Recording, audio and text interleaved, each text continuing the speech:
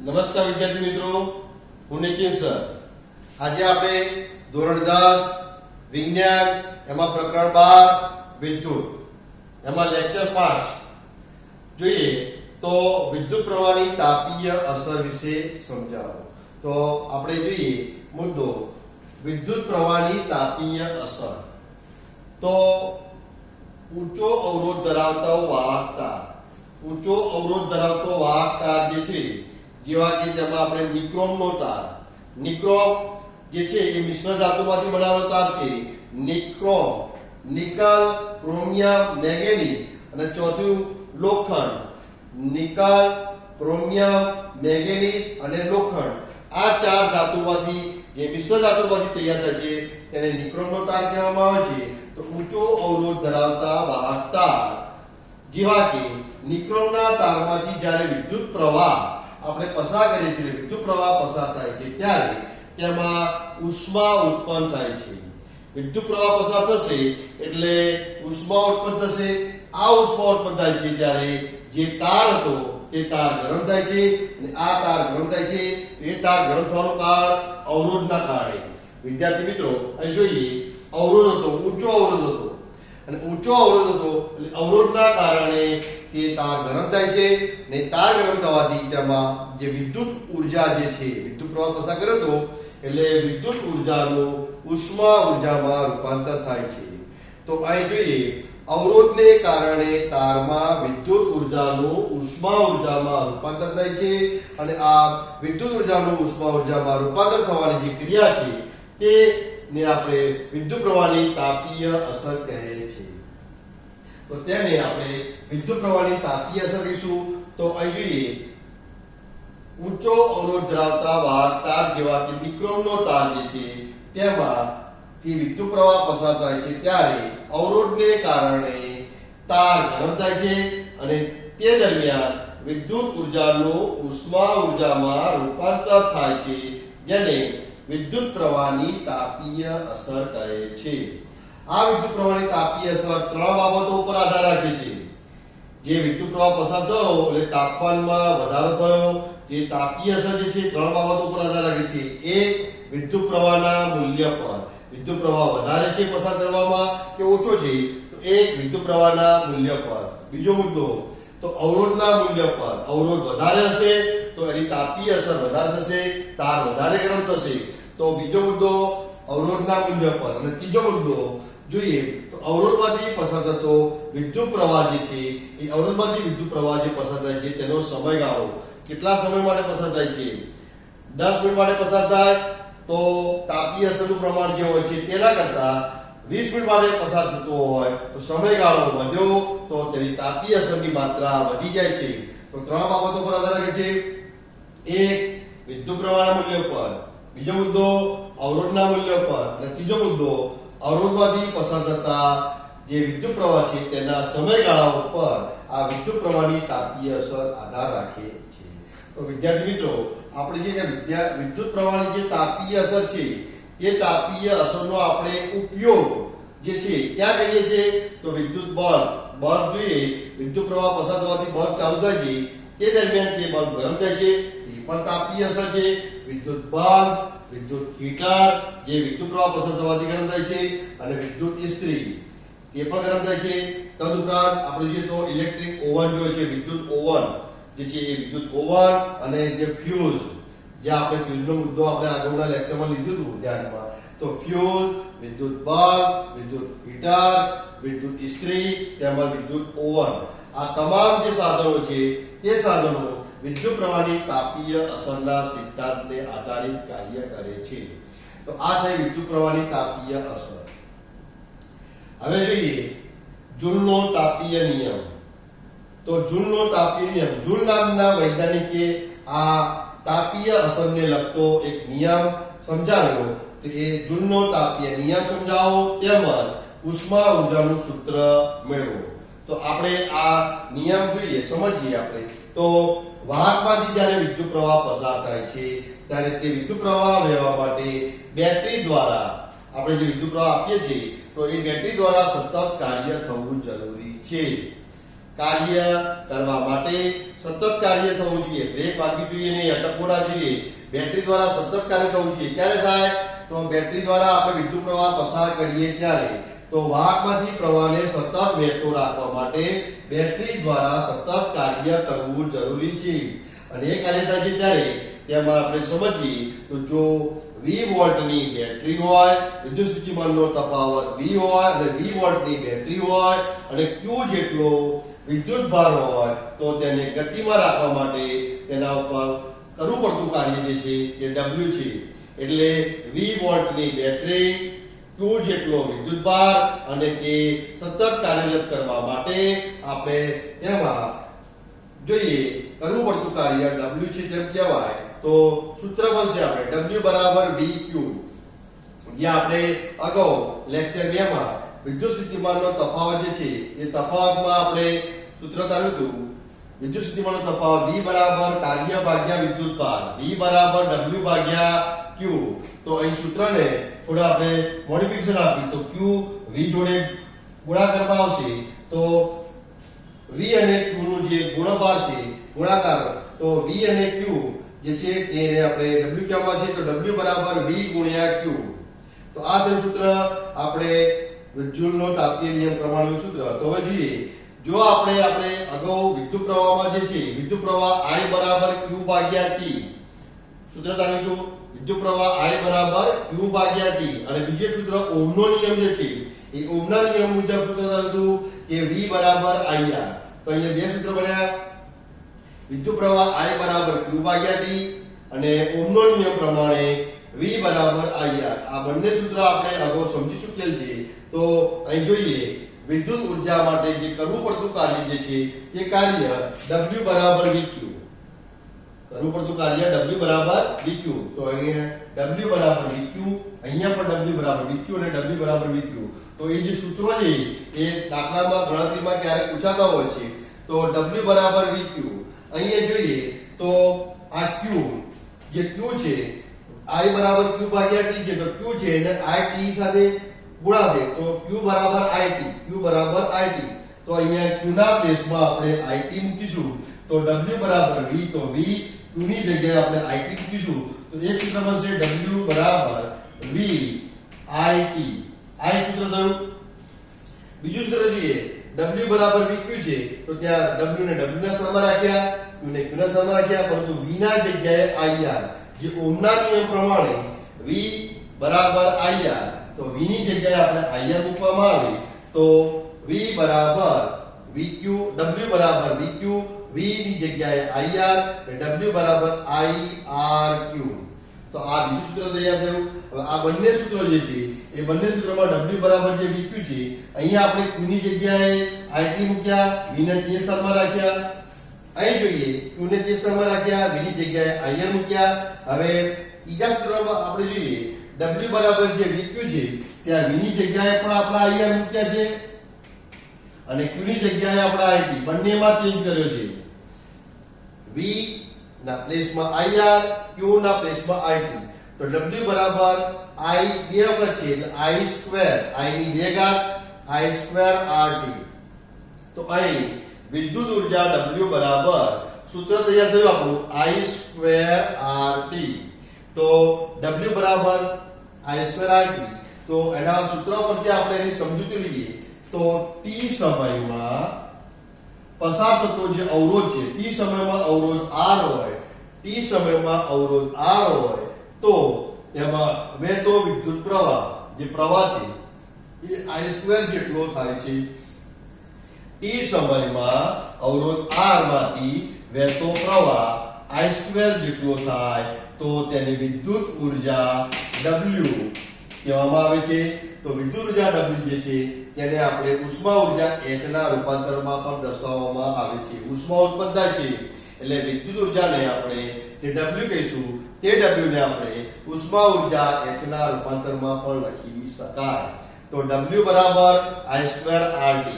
તો અહીં જોઈએ તો વિદ્યુત ઉર્જા જે છે તે છે T સમયમાં અવરોધ R અને પ્રાપ્ત થતો વહેતો વિદ્યુત પ્રવાહ I સ્ક્વેર હોય તો તેની વિદ્યુત ઉર્જા જે છે ખર્ચાતી ઉર્જા એ વિદ્યુત ઉર્જા W છે અને વિદ્યુત ઉર્જા W ને આપણે ઉષ્મા ઉર્જા H બરાબર દર્શાવવામાં આવે છે, H ના રૂપાંતરમાં કરવામાં આવે છે.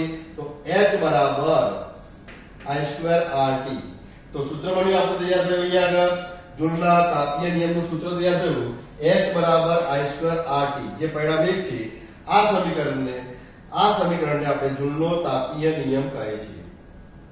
હવે જૂલનો તાપીય નિયમ જે છે એ તાપીય નિયમ આપણને પ્રાપ્ત થયો H બરાબર I²RT. તો એના ઉપરથી આપણે 3 તારણો મળશે. જૂલનો તાપીય નિયમ સાબિત કર્યું, સૂત્ર સાબિત કર્યું આપણે. ઉષ્મા ઉર્જા H બરાબર I²RT પરીક્ષામાં પૂછાતું હોય છે. હવે એના ઉપરથી 3 તારણો મળ્યા. એ ઉષ્મા ઉર્જા H તે I² છે, ઉષ્મા ઉર્જા એ વિદ્યુત પ્રવાહ I ના વર્ગના સમપ્રમાણમાં હોય છે. એક સૂત્ર ઉષ્મા ઉર્જા તે વિદ્યુત પ્રવાહના વર્ગના સમપ્રમાણમાં છે, એટલે કહી શકાય H ચલે છે I². એક સૂત્ર, એક તારણ. બીજું તારણ, ઉષ્મા ઉર્જા તે અવરોધ ના સમપ્રમાણમાં છે, R ના સમપ્રમાણમાં છે, H ચલે છે R. અને ત્રીજું, ઉષ્મા ઉર્જા તે સમય T ના સમપ્રમાણમાં છે. 3 તારણ મળ્યા, H ચલે છે T. તો જોઈએ, ઉષ્મા ઉર્જા વિદ્યુત પ્રવાહના વર્ગના સમપ્રમાણમાં, ઉષ્મા ઉર્જા અવરોધ R ના સમપ્રમાણમાં અને ઉષ્મા ઉર્જા સમય T ના સમપ્રમાણમાં છે. તો આ થયા જૂલના તાપીય નિયમ પ્રમાણે ઉષ્મા ઉર્જાના 3 તારણો. હવે જ્યાં ઉષ્મા ઉર્જા જે છે તેને આપણે વિદ્યુત ઉર્જા પણ કહેવામાં આવે છે. એટલે વિદ્યુત ઉર્જા અથવા તો જે ઉષ્મા ઉર્જા છે તે ઉર્જા કાર્યનો એકમ જૂલ છે. તો કાર્યનો એકમ જૂલ હોવાથી વિદ્યુત ઉર્જાનો એકમ ગણો, ઉષ્મા ઉર્જાનો એકમ ગણો, એ તમામ એકમોનો જે છે એ તમામના એકમ જૂલ કહેવામાં આવે છે. અને આ વિદ્યુત ઉર્જા ઉષ્મા ઉર્જાના એકમ જે જૂલ છે એ સિવાય પણ તેના બીજા જે એકમો જોઈએ આપણે, તો બીજા એકમોમાં એક તો વોટ સેકન્ડ, બીજો કિલોવોટ અવર અને ત્રીજો યુનિટ. આ ત્રણેય વ્યવહારમાં પણ વપરાતા જે એકમો છે, તેથી કહી શકાય વિદ્યુત ઉર્જાનો એકમ, ઉષ્મા ઉર્જાનો એકમ જૂલ. પણ એ સિવાયના પણ બીજા જે એકમો જે છે તે બીજા એકમોમાં જોઈએ watt second WS, kilowatt hour kWh અને યુનિટ. આ 3 એકમો એ આપણે અન્ય જરૂર પડે તેને એકમોનો આપણે ઉપયોગ કરીશું. વ્યવહારમાં પણ ઉપયોગ થતા હોય છે. આપણે ઘરમાં જે વપરાશ જે બિલ આવે છે તે યુનિટમાં આવે છે. તો આ જે એનો એકમ છે, આ થયો વિદ્યુત ઉર્જાના એકમો, ઉષ્મા ઉર્જાના એકમો. તો આ થઈ આપણે માહિતી જૂલનો તાપીય નિયમ મેળવ્યો અને ઉષ્મા ઉર્જાનું સૂત્ર તાપ્યું. હવે વિદ્યાર્થી મિત્રો જોઈએ આપણે વિદ્યુત પાવર. વિદ્યુત પાવર એટલે શું? તો વિદ્યુત પાવરનું વ્યાખ્યા સમજવાની છે, તેનું સૂત્ર અને તેનું એકમ. આ જે પ્રશ્ન છે વિદ્યુત પાવરનું વ્યાખ્યા, સૂત્ર અને એકમ. તો જોઈએ, કાર્ય કરવાના સમય દરને. એકમ સમયમાં જે કાર્ય થશે એટલે કહી શકાય કાર્ય કરવાના સમય દરને પાવર કહેવામાં આવે છે. અથવા બીજા સંદર્ભમાં જોઈએ તો વિદ્યુત ઉર્જાનો જે વપરાશ છે તે વપરાશનો દર એટલે કે સમય, ચોક્કસ કાર્યની સામે સમય દરની સાપેક્ષે વિદ્યુત ઉર્જા કેટલી વપરાય છે, તો વિદ્યુત ઉર્જાના વપરાશના દરને અથવા તો કાર્ય કરવાના સમય દર, આ બંનેને આપણે વિદ્યુત પાવર કહેવામાં આવે છે. હવે જોઈએ વિદ્યાર્થી મિત્રો, આપણે સમય T હોય, વિદ્યુત ઉર્જા W જે છે, તો તે દરમિયાન જે જોઈએ તો T સમયમાં W જેટલી વિદ્યુત ઉર્જા ખર્ચાતી હોય, કાર્ય કરવાનો સમય દરને આપણે T કહીશું, કાર્યને આપણે W કહીશું. તો કહી શકાય સૂત્ર તારવવા માટે T સમયમાં W જેટલી વિદ્યુત ઉર્જા ખર્ચાતી હોય તો તેને પાવર P વડે દર્શાવવામાં આવે છે. અને પાવર P નું સૂત્ર બનશે P બરાબર W ભાગ્યા T. P બરાબર W ભાગ્યા T. કાર્ય છે અને સમય છે, તો એકમ સમયમાં થતું કાર્ય P બરાબર W ભાગ્યા T, જેને વિદ્યુત પાવર કહેવામાં આવે છે. તો P બરાબર W ભાગ્યા T જે પાવરનું સૂત્ર બનશે. હવે જોઈએ કે અહીં આપણે જોયું જૂલના તાપીય નિયમમાં વિદ્યુત ઉર્જા W બરાબર I²RT. તો અહીં જે P બરાબર W ભાગ્યા T છે, આ W ની જગ્યાએ આપણે I2RT મૂકીએ તો આ W ની જગ્યાએ આપણે I2RT મૂક્યા, નીચે T તો છે એટલે ઉપર T નીચે T ના રહેતા P બરાબર I2R. તો સૂત્ર તૈયાર થયું આપણું બીજું નવું સૂત્ર P બરાબર I2R. તો I ની કેટલી ઘાત છે અહીંયા? 2 ઘાત. તો અહીં જોઈએ I ની 2 ઘાત હોવાથી I 2 વખત લખ્યા અને R, તો આ સૂત્રને આપણે જોઈએ P બરાબર I2R ને P બરાબર I 2 વખત I2R લખ્યું. અને હવે આપણે ઓહમના નિયમમાં V બરાબર IR હતું, તો અહીં જોઈએ IR ની જગ્યાએ V મૂક્યા તો P બરાબર IV અથવા તો P બરાબર V ગુણ્યા I ગુણ્યા V કો અથવા તો V ગુણ્યા I કો એક જ છે. તો P બરાબર IR જોતા P બરાબર I અને R ની જગ્યાએ આપણે V મૂકતા P બરાબર IV અથવા P બરાબર VI.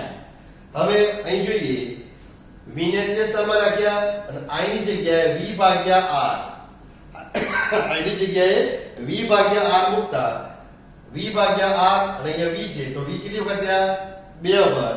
તો V 2 હોવાથી P બરાબર V² ભાગ્યા R. આ એક સૂત્ર તૈયાર થયું. તો આ રીતે પાવરના સૂત્ર P બરાબર W ભાગ્યા T, P બરાબર I2R અને P બરાબર IV, તેવી રીતે P બરાબર V² ભાગ્યા R.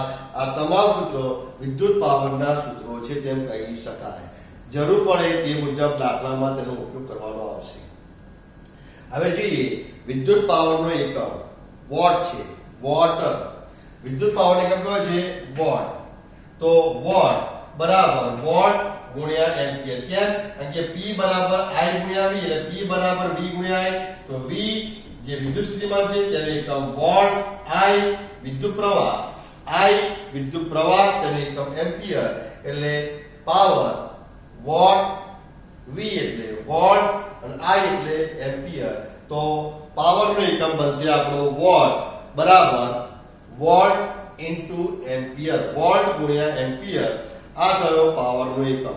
વોટ બરાબર અથવા વોટ એમ્પિયર એ પાવરનો એકમ થશે. હવે જોઈએ છેલ્લો ટોપિક વિદ્યુત ઉર્જા એટલે શું અને તેના વ્યવહારિક એકમના જે સૂત્રો છે તેનું મૂલ્ય આપણે તારવાનું છે. એકમ કયો છે અને તેનું વ્યવહારિક મૂલ્ય. તો વિદ્યુત ઉર્જા, તો વિદ્યુત પરિપથમાં આપણે જે પરિપથ વહેતો હોય છે તે વિદ્યુત પરિપથમાં T સમયમાં જે ખર્ચાતી કુલ ઉર્જા જે છે તે ઉર્જાને આપણે વિદ્યુત ઉર્જા કહેવામાં આવે છે. જોઈએ W બરાબર છે તો T સમયમાં વિદ્યુત પરિપથમાં ખર્ચાતી કુલ ઉર્જાને આપણે વિદ્યુત ઉર્જા કહીએ છીએ અને એ કુલ ઉર્જાને આપણે વિદ્યુત ઉર્જા કહેવામાં છે. હવે જોઈએ વિદ્યુત પાવરની વ્યાખ્યા પ્રમાણે સૂત્ર હતું આપણું P બરાબર W ભાગ્યા T. તો W જે આપણે જૂલ છે, P એટલે વોટ છે અને T એટલે સેકન્ડ સમય. તો આ સૂત્રને આપણે જોઈએ આ T P સાથે ગુણાકારમાં આવે તો સૂત્ર P બરાબર W ભાગ્યા T ને થોડો સુધારો કરતા આપણે W બરાબર P ગુણ્યા T લખી શકાય. P ગુણ્યા T એટલે W. હવે W જે ઉર્જા છે તેનો જે એકમ છે આપણે જોઈએ તેને એકમ કિલોવોટ અવર. W ની જગ્યાએ આપણે કિલોવોટ અવર લખ્યા. P પાવર જેને કિલોવોટ લખ્યા. નાનો એકમ વોટ છે પણ મોટા એકમમાં જોઈએ પાવરનો તો પાવરનો નાનો એકમ વોટ, પણ જો મોટો એકમ જોવા જઈએ તો કિલોવોટ અને T સમય નાનો એકમ સેકન્ડ છે પરંતુ તેનો મોટો એકમ અવર કલાક H. તો W 1 કિલોવોટ અવર બરાબર 1 કિલો ગુણ્યા 1 અવર 1 કલાક. કિલોવોટ છે ને વોટમાં ફેરવીએ 1 કિલોવોટ બરાબર 1000 વોટ. તો 1000 વોટ અને 1 કલાકની સેકન્ડ 3600. 1 કલાકની 60 મિનિટ અને દરેક મિનિટની 60 સેકન્ડ. 60 ને 60 કરીએ તો 1 કલાકની સેકન્ડ બનશે આપણે 3600. તો 1 અવર ઇઝ ઇક્વલ ટુ 3600 સેકન્ડ અને 1 કિલોવોટ અવર 1 અવર એટલે 1 કલાકને 3600 સેકન્ડ તરીકે દર્શાવી 1 કિલોવોટ અવર ને આપણે 1000 વોટ દર્શાવ્યા. તો અહીં જોઈએ ગુણાકાર કર્યો તો 36 અને 5 1 2 3 અને 4 5 ગુંડા આયા. 36 ની પાછળ 5 ગુંડા આયા તો જેને કહેવાય વોટ સેકન્ડ. નાને એકમ આવે તો 1 કિલોવોટ અવર બરાબર 36 ની પાછળ 5 ગુણ્યા મૂકતા વોટ સેકન્ડમાં રૂપાંતરિત થયા. પરંતુ આપણે આને જે સાયન્ટિફિક વેલ્યુ વૈજ્ઞાનિક મૂલ્ય પ્રમાણે જોઈએ તો આને પ્રથમ જે મૂલ્ય હોય એ મૂલ્ય પછી તરત જ દશાંશ ચિહ્ન મૂકવામાં આવે તો 3.6 અહીં જોઈએ પ્રથમ સંખ્યા પછી તરત જ પોઈન્ટ મૂકતા 1 2 3 4 5 ને 6 તો 3.6 ગુણ્યા 10 ની 6 ઘાત 1 2 3 4 5 6 તો 3.6 ગુણ્યા 10 ની 6 ઘાત જે વોટ સેકન્ડ અથવા તો જૂલ વોટ સેકન્ડ અથવા તો જૂલ તો તેનો એકમ જે છે 1 કિલોવોટ અવર બરાબર 3.6 ગુણ્યા 10 ની 6 ઘાત જેને જૂલ કહેવામાં આવે છે. નામ વિદ્યુત પાવર ઉર્જાનો એકમ જે છે એ વિદ્યુત ઉર્જાનો જે વ્યવહારિક જે એકમો જે છે જેને વ્યાપારમાં ઉદ્યોગોમાં પણ આ એકમોનો ઉપયોગ થતો હોય છે. તો વિદ્યુત ઉર્જાના વ્યવહારિક અથવા તો વ્યાપારિક અને ઔદ્યોગિક એકમો તરીકે આપણે દર્શાવવું હોય તો કિલોવોટ અવર કહેવામાં આવે છે અથવા તો તેને યુનિટ વડે દર્શાવવામાં આવે છે તો કહી શકાય કે તેના એકમનું મૂલ્ય 1 કિલોવોટ અવર બરાબર 1 યુનિટ બરાબર 3.6 ગુણ્યા 10 ની 6 જૂલ. આ થયો વિદ્યુત ઉર્જાના એકમો. આ નોંધ રોમાં આપણે આવી ગયેલું છે. તો આ થયો વિદ્યુત ઉર્જાની વ્યાખ્યા, તેના મૂલ્ય, ની સમજૂતી અને તેના એકમો. તો ફરીથી જોઈએ 1 કિલોવોટ અવર બરાબર 1 યુનિટ બરાબર 3.6 ગુણ્યા 10 ની 6 જૂલ. તો વિદ્યાર્થી મિત્રો આપણે અહીંયા જે 10મા ધોરણમાં જે પાઠ 12 છે વિદ્યુત, એ વિદ્યુતનો જે પાઠ છે અહીં આપણે પૂરો કરીએ છીએ. તેના લગતા દાખલા છે તે આપણે પછી સમજીશું વ્યવહારિક રૂબરૂ લાઈવ દ્વારા. પરંતુ ઓનલાઈન એજ્યુકેશનમાં આપણે જોઈએ તો લેક્ચર જોઈએ 5મું લેક્ચર હતું આપણે. તો આ 12મા પાઠમાં 5 લેક્ચરો જે છે એ 5 લેક્ચરનો વ્યવસ્થિત રીતે સુંદર રીતે તમે અભ્યાસ કરજો અને તેનો પુનરાવર્તન કરવાથી આ જે પાઠ છે તે તમારા 11-12 સાયન્સ માટે ખૂબ જ ઉપયોગી છે. તો આનો વ્યવસ્થિત રીતે અભ્યાસ કરજો વિદ્યાર્થી મિત્રો. અને આપ સૌને નીતિન સરના જય સ્વામિનારાયણ.